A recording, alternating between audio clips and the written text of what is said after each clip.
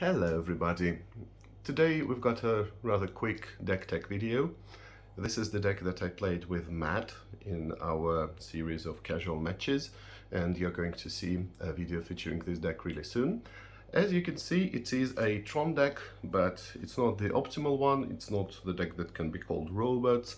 It's just something that I wanted to assemble, something that only features artifacts and lands.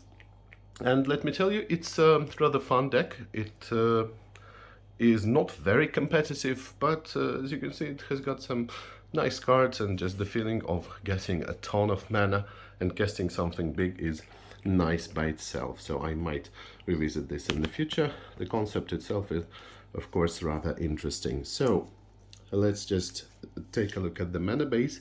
And I probably went a little bit too far with the mana base, because I usually had more mana than I ever needed. So first of all, as you can see, we have got 4 Mishras. Mishras are really ubiquitous, and here of course I justified their inclusion by saying that it is something that helps me to get colorless mana. Soul Ring, another card that we really need rather early in the game. Strip Mine, again, the only piece of land destruction we have got, and also gives us colorless mana. And of course we have got Tron. We've got those lands. We don't have any specific cards that will help us to get to Tron lands earlier, and by that I mean that we don't really have any card drawing engine here. We don't really have, well, we do have some card drawing engine. I'm referring to the Mitre, but usually it's just not enough. And I want to emphasize that in this deck I definitely had more mana than I wanted very often. So deserts, playset of deserts. Now the interesting thing about desert is that it deals 1 damage to an attacking creature after it deals damage, so it cannot prevent damage from being dealt to you, but at the same time it very often, believe it or not, stops some creatures in their tracks. And I'm not even talking about 1 toughness creatures. It can even be creatures that are bigger, and also we might have some creatures with a lot of toughness, such as the Scimitar or maybe the Golem. So this is actually a very nice idea. Desert definitely is underrated. The problem is just that it takes some slots away from your deck, and if you're not really ready to accommodate a lot of colorless mana lands, then probably it's not really a good fit. And I also couldn't resist adding the 3 lands that provide some abilities. So there is Pendelhaven, Hammerheim, and Talaria in this case. And it's just irrelevant what color of mana they gave me. I just wanted to use their abilities for fun. We also had Mana Vault, so 4 Mana Vaults. Very often I was able to use them. Felver Stones, so as you can see, the ramp is just crazy here. And to add even more to that, we have got 2 Basalt Monoliths. And Basalt Monolith is basically borrowing mana, so it's not necessarily the same thing as some mana acceleration, right? So Mana Vault, of course, is different, right?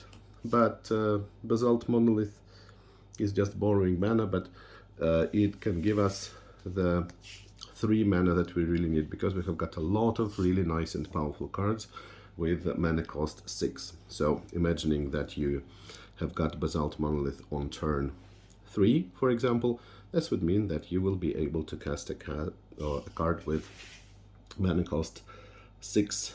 So it's just about having fewer cards that give you more mana, if it makes sense, right? Because normally we think 1 card, 1 mana. Of course, there are some nice exceptions, such as Soul Ring, and again Mana Vault, which is a bit trickier. But Basalt Monolith, I like it. I didn't use all 4 copies. I've got the Power Artifact card just in mail, so I might use this in the future. I generally liked it, you know, it's not only about combo for me. So Mitre really deserves some discussion, and yes, of course, before the mitre, let us not forget the absolutely beautiful candelabra. I have already told you how mesmerized I am by this art, and it's probably about the halo, it's about those little sparkles, this glare. I just absolutely love the feel of metal and the light, the candles. I don't know what's so special about in the background. So absolutely love this card. So I could even use this with the desert, which is really funny. Of course, I could get a lot of mana, but I could also do the usual, pumping Mishra even more. And most interestingly, I could even use desert more often. And it's not even about one desert. Remember that we can use this to untap not one, but X separate lands. So technically, the potential is quite high for this card. Also had a couple of Elopile cards, just because it's very difficult for Colorless to deal with some creatures, but fortunately we do have Elopile. We've got those boon cards, right, the cycle, that give some colors access to the abilities that they don't normally have. And yes, again, getting back to Mitre, so as you can see, essentially this is Gem the Tome, but a conditional one, and it doesn't cost 4, but costs 3.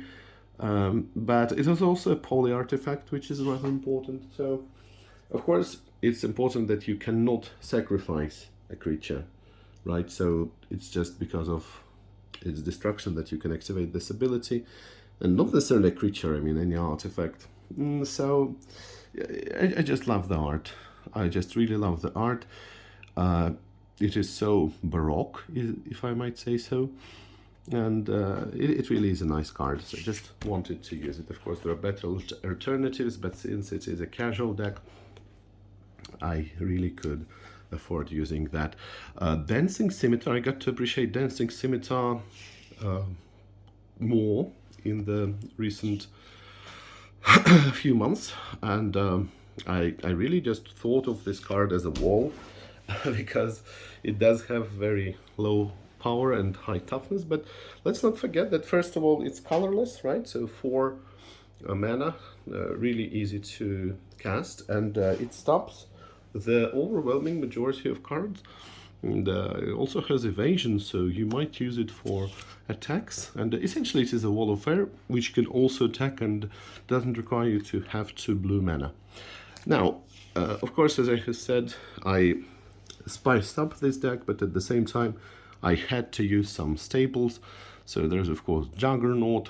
Juggernaut is always very powerful. You don't need to tell you that. Of course, dice to bolt, dice to blocking Mishra that is able to pump itself.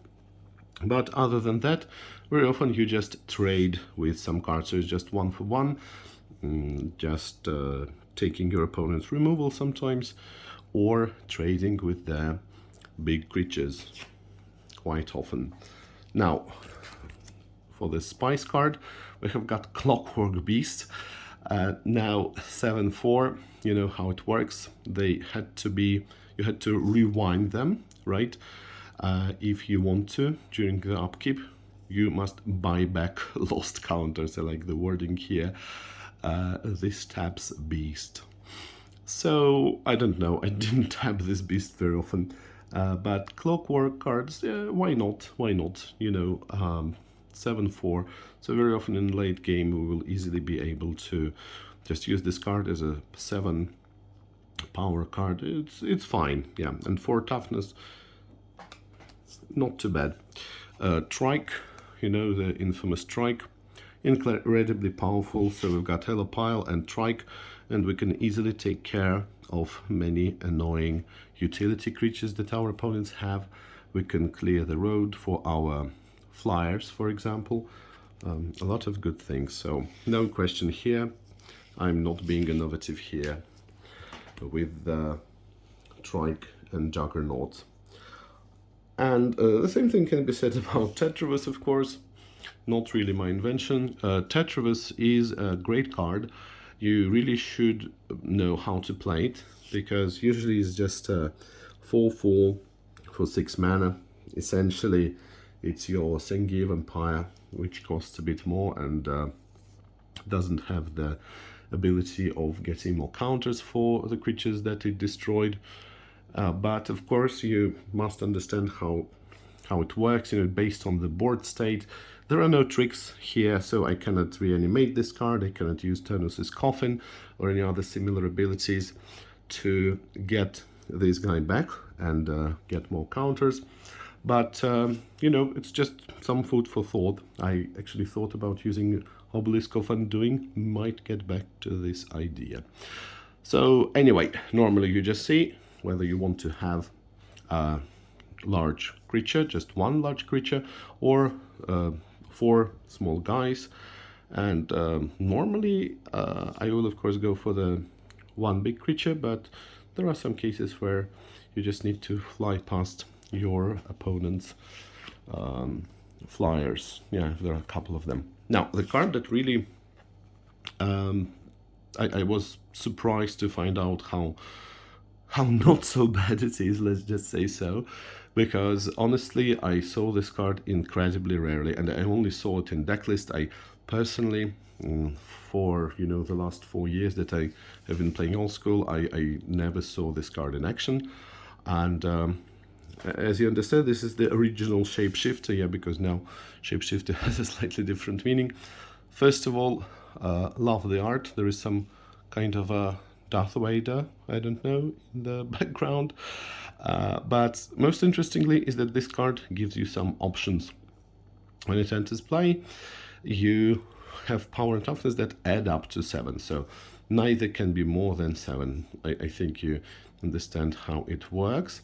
May change them during your upkeep, so essentially it can be, if you're crazy, 7-0, then dies right when it enters play. However, by the way, speaking of that, can we use it with Angelic Voices? Probably we can. Nice idea, by the way. Anyway, so it can be normally 6-1, 1-6, 2-5, 5-2, 3-4, or 4-3. So what would you normally choose? Normally I look at it based on the situation, so I could use him as a 6-1 guy very often, again just to be able to trade with my opponents and perhaps force them to block some smaller creatures, so having 6 power was really relevant. Sometimes I just looked at what my opponents had, and let's say if my opponent has a creature with power, with toughness 3, then I would just set the power to 3 and toughness to 4, and it would be a bigger creature than my opponent's. And of course, based on the board state, you can change it during your upkeep. So it's really amazing. I love this card. It is, of course, still quite janky, and it's not a great deal, but at the same time, for 6 mana, I think that's nice. So I really enjoyed playing this card. Highly recommend it. In case you have it lying around, you may try to play it. You probably won't be disappointed. Now we've got Sword of the Ages. So Sword of the Ages, of course, is the card that we want to have. Let me remind you what it does in case you don't remember. When it enters play, it comes into play tapped, and then you can sacrifice it without paying any mana, and any number of creatures that you have to deal damage to one target. Normally, of course, this will be your opponent, and let's say after a devastating attack, you can finish off your opponent by sacrificing all the creatures you have got, or perhaps during a creature stalemate, if you've got a lot of guys with big power, and again you want to make your Shapeshifter 6-1 during your upkeep, then you can easily throw a lot of damage, like a dozen or more. So this card is really nice, can be used in some huge Legends deck. I've got some nice ideas regarding this card in Walls. I'm currently testing a Walls deck. I absolutely love Walls, and just by itself it's fine. Actually, I have 2 copies here. I decided to play only one. Next we've got, that's pretty much it, right? Because I don't have the sideboard. I don't usually build a sideboard for casual decks, though sometimes I do. Right, so here is the Golem, right? I also said that Golem is a rather nostalgic card for me. And I guess this is the unlimited copy, isn't it? Not entirely sure. I think it is. But just look at how dark everything is here. You can barely see. And it's not just on the camera, right? It's just how the card is. You can barely see the number. So 4/6 for 6 mana. Again, 6 toughness really matters. It means that even Juzam can't beat this guy, but neither can he beat Juzam. But anyway, this works. Finally, we've got Aladdin's Ring. So Aladdin's Ring is a card that I recently rediscovered thanks to a local tournament that we had here, and there was one player who played Aladdin's Ring in no other than the deck, actually, and believe it or not, but it worked. It was a sideboard card, but just think of it, 8 mana sounds like something incredibly crazy and overcosted, but in the right deck, you will actually be able to use this card. So that's actually nice. And yes, if you remember one of my videos where I talked about things you might not have noticed before, yeah, by the way, I will make a link to this video in the ending card in case you haven't seen it.